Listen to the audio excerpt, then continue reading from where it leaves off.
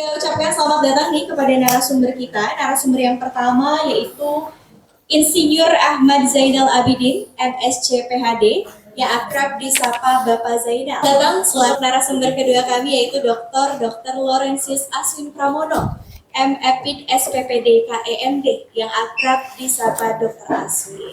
Dr. Aswin adalah dosen epidemiologi dan ilmu kesehatan masyarakat, Fakultas Kedokteran dan Ilmu Kesehatan Universitas Katolik Indonesia Atmajaya, dan konsultan endokrin metabolik diabetes.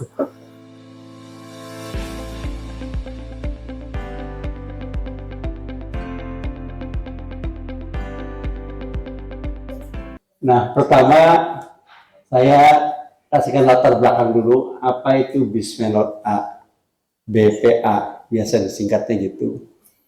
Jadi heboh karena sering ditulis di koran dan sering dikaitkan dengan kanker dan sebagainya. Nanti Dr.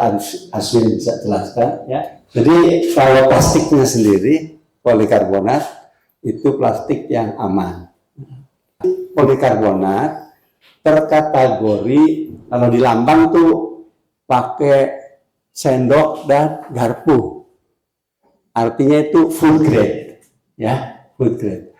Jadi cocok untuk makanan. Nah, yang cocok untuk makanan tadi yang sudah memenuhi kriteria. Kalau di Indonesia pakai kriteria dari BPOM, jumlah maksimal per kilogramnya 0,6 mg. 0,6 mg per kilogram. Jadi kalau ibu beratnya berapa? 50 ya, agak langsing ya. 60 ya, agak gendut. Atau lebih gendut lagi 90. Jadi dikalikan, dibolehkan itu 0,6 dikalikan berat tubuhnya berapa, maka sebesar itu ibu bapak boleh minum. Di alam itu sebenarnya BPA tidak ada dari awal. Kalau sekarang ada, itu karena sisa-sisa dari namanya pre-consumer, buangan dari bahan-bahan yang sudah kita gunakan. Ada buang epoksi, buang ya, dia akan menimbulkan itu. Ada sampah pabrik dibuang yang menghasilkan itu. Jadi kalau sekarang BPA-nya itu sudah berada di mana-mana. Di tanah ada, di udara ada, di makanan yang kita makan juga ada. Nanti ada loh, di ikan ada, di tomat ada, di daging ada. Ya.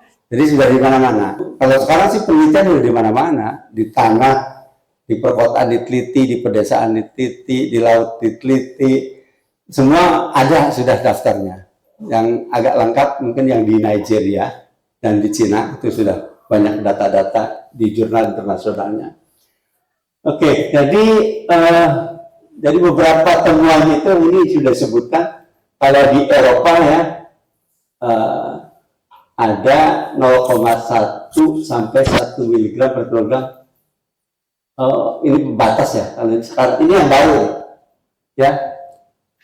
Di tanah perkotaan, kawasan pengolahan sampah, kawasan industri di wilayah Asia, Eropa dan Amerika, jumlahnya pada kisaran 0,1 sampai 1 mg. Tadi batas kita berapa? 0,6 mg per kilogram. Nggak terlalu jauh ya. Ya, kemudian kalau di udara ya itu 0,04 sampai 17 nanogram. Jadi nano sepermiliar, mikro sepersejuta, ya. Kalau mili seperseribu. Jadi kecil sekali ya. Terus ada lagi kadar BPA di ikan segar nih, 0,2 sampai 13.000 mikrogram per kilogram. Ibu sering makan ikan segar kan? Bapak dokter nganjurkan kan untuk makan ikan segar. Ternyata itu karena BPA-nya sudah 0,0002 sampai 12 mg. Nah, lebih besar daripada BPOM ya. Bepom tadi 0,6. Ini sampai 12 mg per kilogram. Padahal dianjurkan sama dokter tuh, makanlah ikan segar. Oke, jadi sebenarnya ini sesuatu yang menakutkan atau hal biasa-biasa saja. Kalau fakta ininya biasa-biasa saja, kan? Cuman kalau diberitakan oleh wartawan secara berlebihan, jadi menakutkan. Kira-kira latar belakangnya BPA seperti itu. Karena itu heboh dengan berita seperti itu, dan kami terpanggil lah ya, karena kebetulan saya ahli polimer, ahli plastik. Saya pernah memimpin dari presiden plastik, ya, jadi baik di Bandung, di nasional, dan banyak juga melakukan.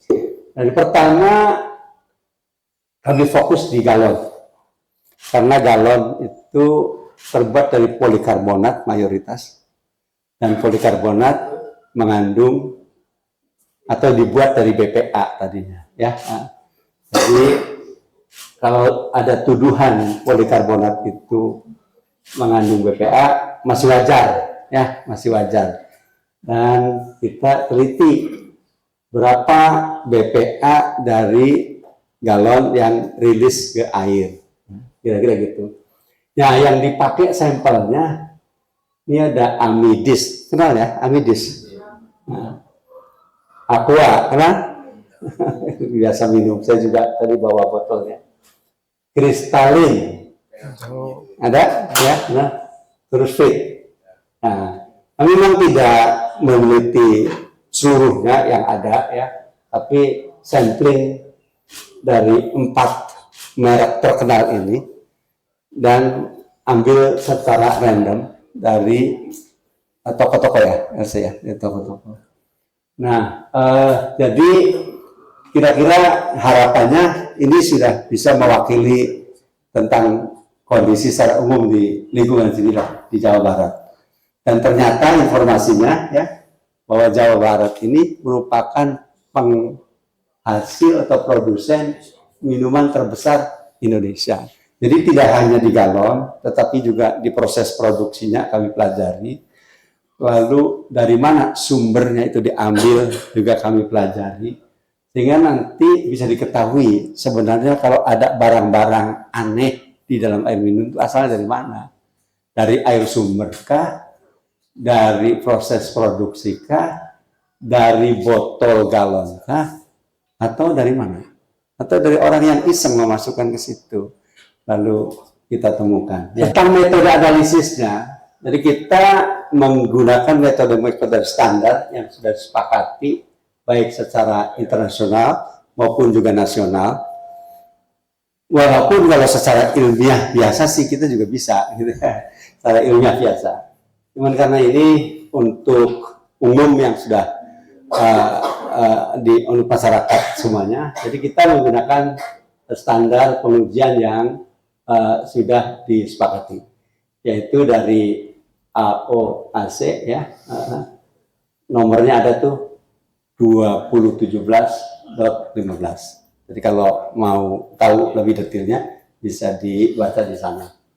Lalu alat yang digunakan juga memang alat canggih ya.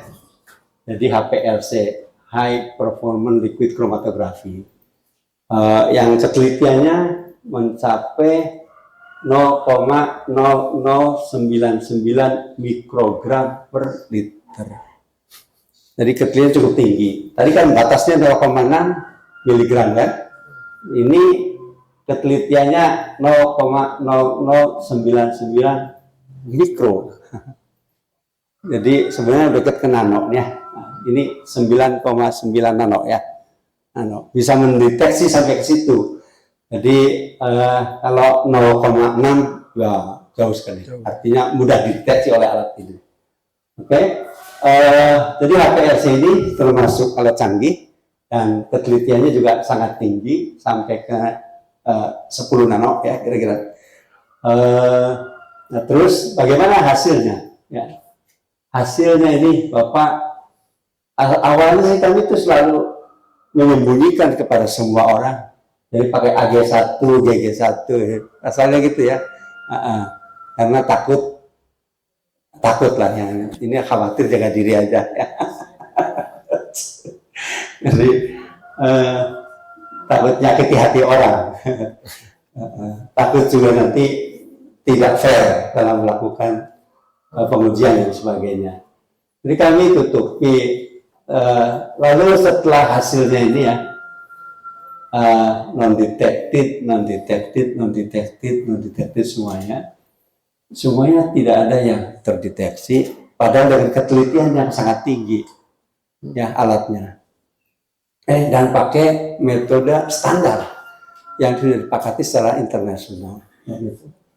Ini saya kira berita bagus ya, Bapak Ibu dan semuanya ya. Non deteksi semuanya baik Amidis, Aqua, Kristalin, Fit dan semua merek-merek yang kita saya kira sudah familiar, sangat terkenal dan banyak beredar di Bandung juga di Jawa Barat ya. Jadi saya kabarkan alhamdulillah sehat walafiat. Kira-kira gitu. Oke, next slide. Jadi Bapak Ibu semuanya, ini kalau mau ditarik kesimpulan karena keterbatasan waktu, nanti kita bisa perpanjang pakai question ya Bu ya. Jadi pertama, saat ini tuh sebenarnya BPA sudah merupakan bagian dari kehidupan kesehatan kita. Dan ada bukan cuma di botol polikarbonat, tapi juga ada pada alam ya, di tanah, di air, di udara, bahkan tadi daging dan ikan, gede sekali ya. Terus BPA tahan terhadap suhu minus derajat sampai 145 derajat Celcius. Artinya tahan tuh tidak rusak. Ya. Oke, seperti itu. Ya. Nah kemudian ini ada semua sampel minuman yang diuji tadi, ada 4 ya, itu sudah bagus semuanya dan saya kabarkan kepada Bapak Ibu itu dengan tidak terdeteksi itu bagus sekali dari sisi BPA-nya ya. Oke, kira-kira begitu. Mudah-mudahan dengan penemuan ini kita pertama menjadi tahu, yang kedua kita jadi tidak deg-degan ya, karena apa yang kita minum itu ternyata sehat walafiat, sehingga dengan keyakinan seperti itu maka akan semakin sehatlah kita. Itu harapannya, mudah-mudahan. Saya kira terima kasih. Assalamualaikum warahmatullahi wabarakatuh.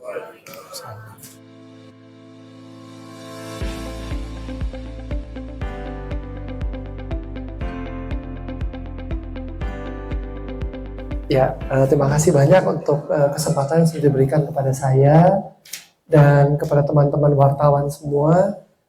Selamat datang dan semoga kita bisa tercerahkan ya pada siang hari ini. BPA, mitos bagi dunia kesehatan. Kebetulan saya memang sebagai dosen epidemiologi dan ilmu kesehatan masyarakat, ya, kita seringkali melihat harus berdasarkan bukti.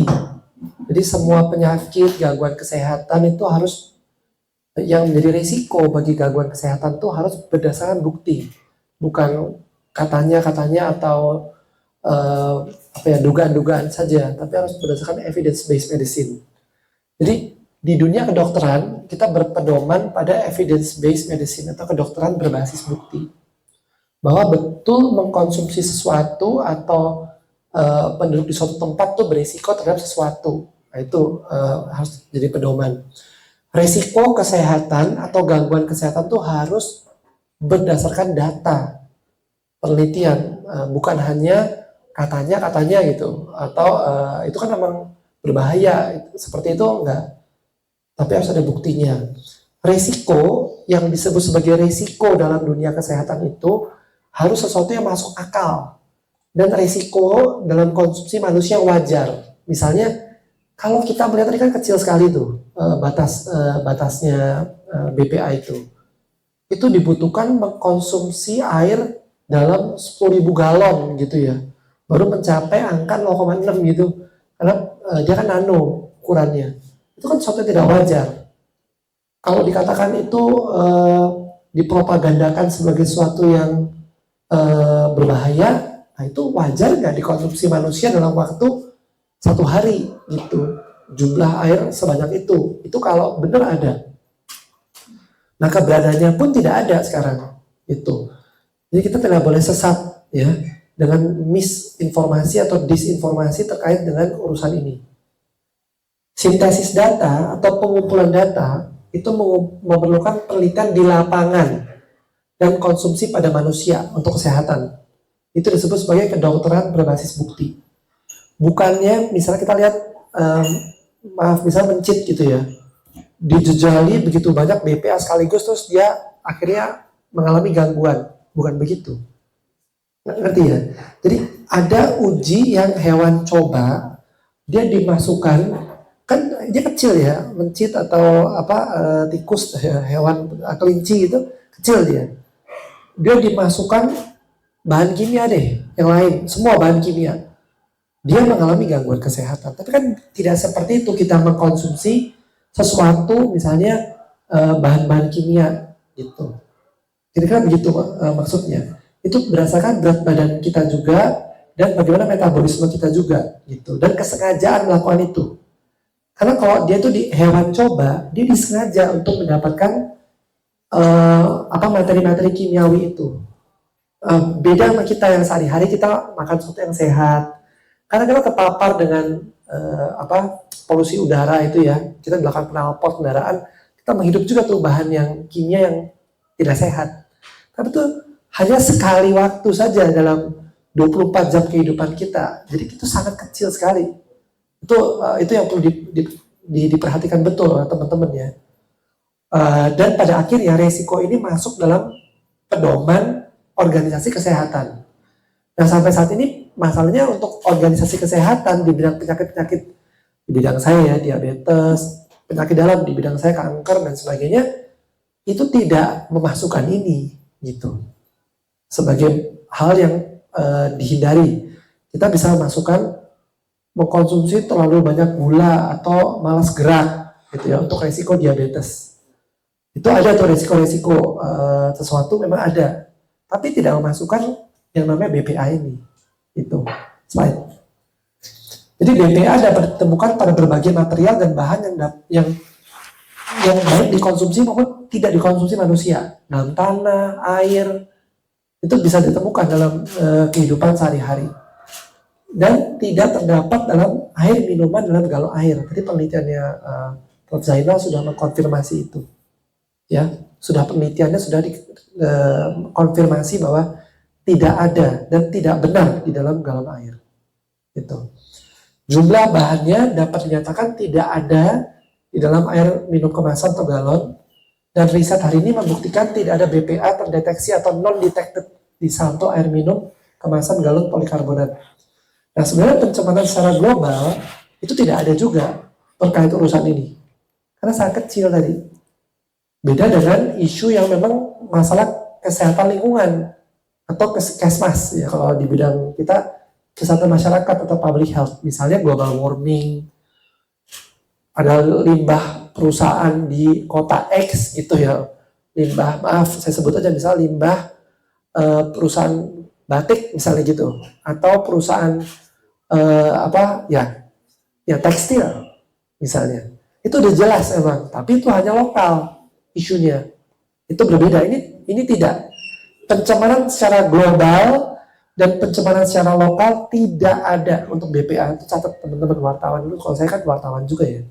Saya juga wartawan kesehatan. Jadi tahu persis tuh mana yang bisa dicatat, mana yang tidak.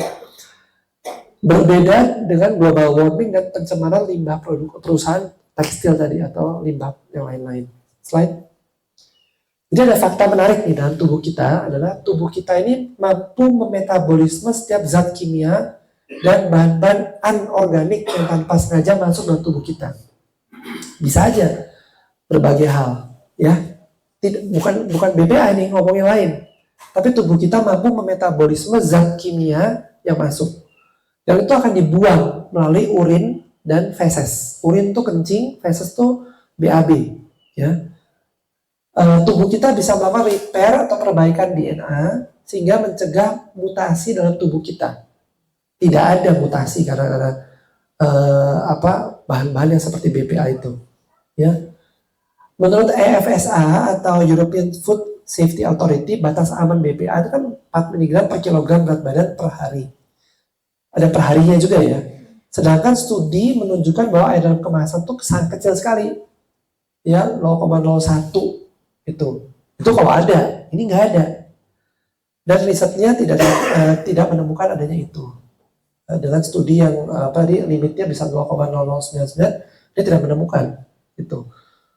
Jadi kalau ini penting ya. Jadi sebagai analogi, kalau BPA dalam air itu ada, kita tuh perlu mengkonsumsi 10.000 liter air atau setara dengan 500 galon air minum. Kira-kira 19 liter itu. Untuk bisa membahayakan dalam sekali minum ya. Itu tidak mungkin. Konsumsi kita itu paling banyak yang dianjurkan kesehatan kan 2 liter sehari. Itu. 2 liter sehari itu konsumsi asupan minumnya setiap orang per hari. Jadi tidak masuk akal mengkonsumsi angka segitu. Itu kalau ada. Slide.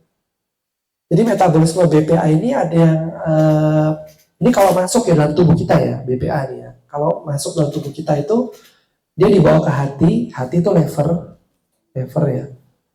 Ya. Bentuknya itu ada yang bentuk tidak aktif, keluar melalui urin dan feses. Bentuknya aktif pun di metabolisme sehingga didetoksifikasi namanya, di liver. Itu. Jadi pengaruh negatifnya pada tubuh itu hampir dikatakan tidak ada. Gitu.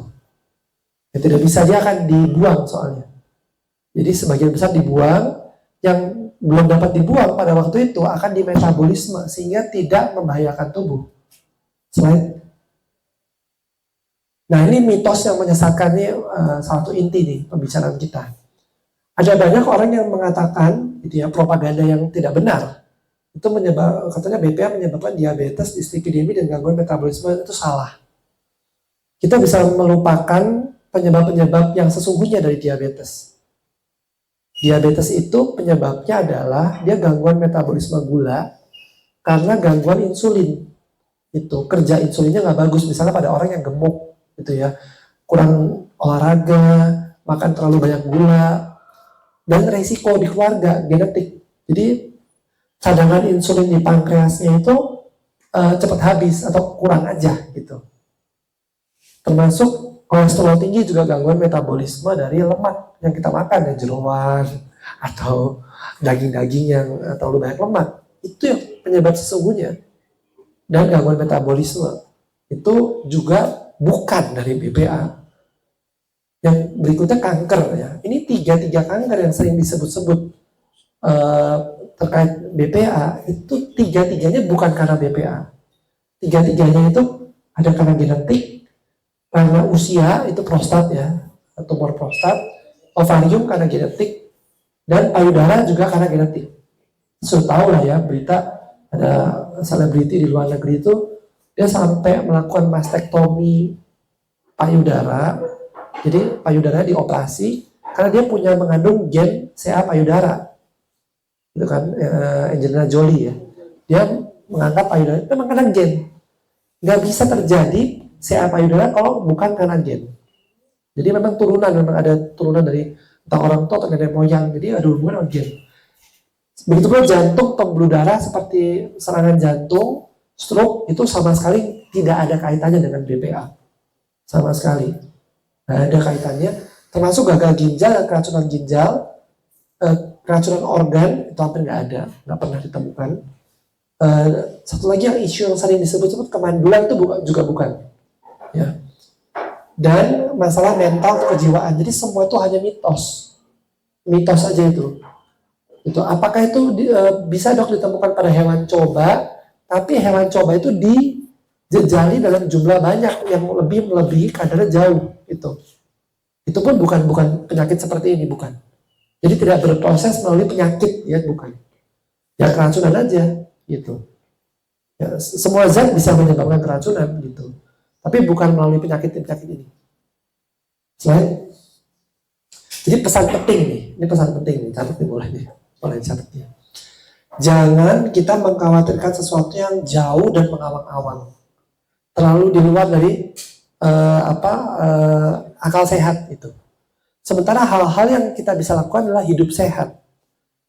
Olahraga, ngatur pola makan. Bagi yang sudah ada resiko diabetes atau resiko jantung di keluarga, ya kita olahraga, jalan kaki, olahraga, mengatur pola makan, deteksi dini. Itu di ilmu kesehatan masyarakat, early diagnosis. Jadi ketahuan langsung kita obatin supaya tidak ada komplikasi yang ke arah yang lebih buruk. Jadi itu yang lebih dekat dengan kita dan itu lebih relate gitu. Tapi bukan mengkambing hitamkan sesuatu zat gitu. Bukan begitu, dan kita melupakan sesuatu yang lebih penting sebenarnya. Dan banyak itu kita nggak kuasai gitu, kita nggak tahu, kita nggak paham tentang BPA seutuhnya, terus kita jadi takut gitu. Bukan begitu. Jadi faktor resiko yang jelas-jelas terbukti sering kita abaikan. Jangan diabaikan ya. Untuk misalnya olahraga, konsumsi makanan yang bergizi dan lain-lain. Jangan mempercayai kebohongan atau informasi atau propaganda yang menyesatkan untuk menyudutkan produk tertentu dengan isu yang tidak tepat. Semua produk wajib dikonsumsi dengan benar, namun kita juga melihat produk-produk yang sudah melintas zaman, ya, sudah berbelas-belas tahun, berpuluh-puluh tahun itu merupakan evidence juga. Itu merupakan bukti ilmiah, bukti evidence-based medicine di lapangan bahwa dia produk yang baik, yang boleh, yang aman. Jadi melintas zaman, jadi variabel waktu itu penting memang dalam kesehatan masyarakat juga ada. BPA layaknya semua partikel kimiawi yang lain, tentunya tidak boleh kita juga hati-hati dengan semua produsen produk juga tahu hal itu, dan mereka juga semuanya mematuhi batas-batasnya sudah tahu, dan caranya pasti cara yang terbaik itu. Jadi kita harus mempercayai itu gitu ya. Nggak mungkin dengan sengaja mencemarkan bahan itu tuh tidak mungkin gitu. Yang terakhir, produk-produk terkenal tentu punya standar kualitas produknya yang baik. Jadi produk-produk itu bukan produk yang jahat ya, bukan. Dan mereka tentu sudah punya standar kualitas produknya.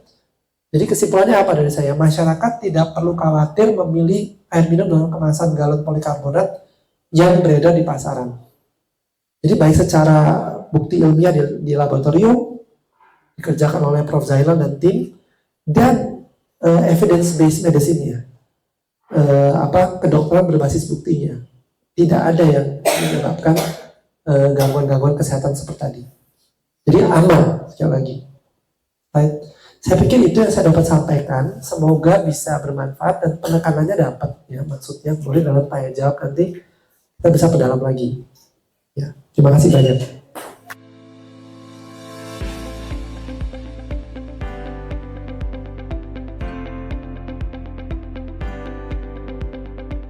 Polikarbonat itu, Prof, apakah dari hasil penelitian ini benar-benar bisa mengkonfirmasi kalau kemasan tersebut aman, Prof?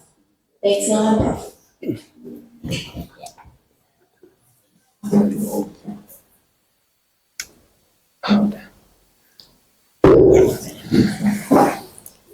Ya, batas POM kan 0,6. Terus kita temukan dengan alat yang canggih tidak terdeteksi, padahal ukurannya sampai 10 nano. Ya. Jadi bukan cuma aman, tapi super aman. Kalau dari Dokter Aswin nih, Dok, tadi kan dijelasin juga ya, Dok, ya, maksudnya ada batas ambang batasnya begitu ya terkait dengan konsumsi BPA ini. Nah, kalau misalnya kayak mengkonsumsi langsung gitu ya, itu ada nggak sih dampak langsungnya terhadap kesehatan kalau mengkonsumsi air kemasan dalam galon polikarbonat ini? Ya, terima kasih Mbak Rizka. Tidak ada ya, tidak ada efeknya, tidak ada efek negatif. Kita tetap mesti mengkonsumsi cairan dengan cukup, dan air minum dalam kemasan itu ya aman gitu. Karena tadi terbukti ya bahwa tidak ada kandungan itu, dan kalaupun ada ya, itu kandungannya itu kecil gitu ya, sangat kecil sekali dari ambang yang berbahaya dalam tubuh kita. Jadi sekali minum loh, dalam sehari itu batas ambang tuh per hari, bukan akumulasi loh. Bukan akumulasi bertahun-tahun, bukan.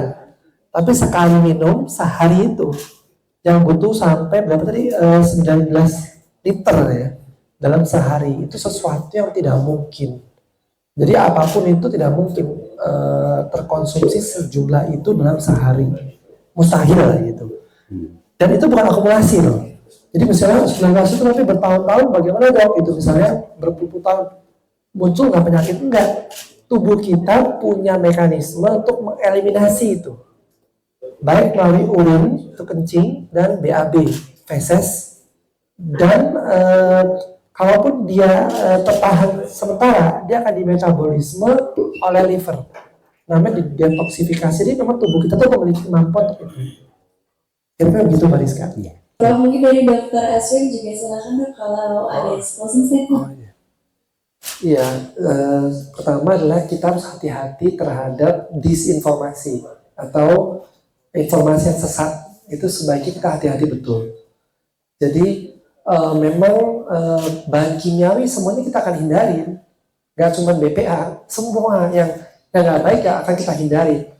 Tapi produsen-produsen air minum itu sudah mempertimbangkan itu. Dan mereka tidak akan melampaui dan sebagainya, melampaui atau melanggar hal itu, udah pasti itu. Nah, terkait dengan BPA ini, kita membutuhkan konsumsi yang begitu banyak, yang mustahil untuk kita konsumsi untuk bisa sampai menimbulkan gangguan kesehatan. Pun kalau kita masuk dalam tubuh kita, ada mekanisme untuk mengeliminasinya. Kita punya mekanisme metabolisme yang sangat baik, mengeluarkan dalam bentuk kencing atau BAB itu, dan kita bisa mendetoksifikasinya di liver. Itu. Jangan samakan penelitian pada hewan coba yang dipaparkan itu disengaja atau diracuni kan, disengaja, dengan yang bisa terpapar di dalam alam atau makanan atau apapun yang kita bisa yang terkonsumsi secara tidak sengaja seperti itu. Jadi kita tidak perlu takut. Dan sekali lagi bahwa penyakit-penyakit yang tadi disebut itu semuanya mitos. Tidak ada satupun dari situ yang relate atau berhubungan dengan BPA. Saya ulang sekali lagi untuk dicatat nih. Tidak ada satupun dari penyakit-penyakit itu, diabetes, kolesterol tinggi, kanker, kemandulan, ya berbagai gagal ginjal, keracunan, stroke dan lain-lain yang berhubungan dengan BPA, tidak ada. Jadi konsumsi air minum dalam kemasan itu aman, ya. Air minum dalam galon aman. Terima kasih.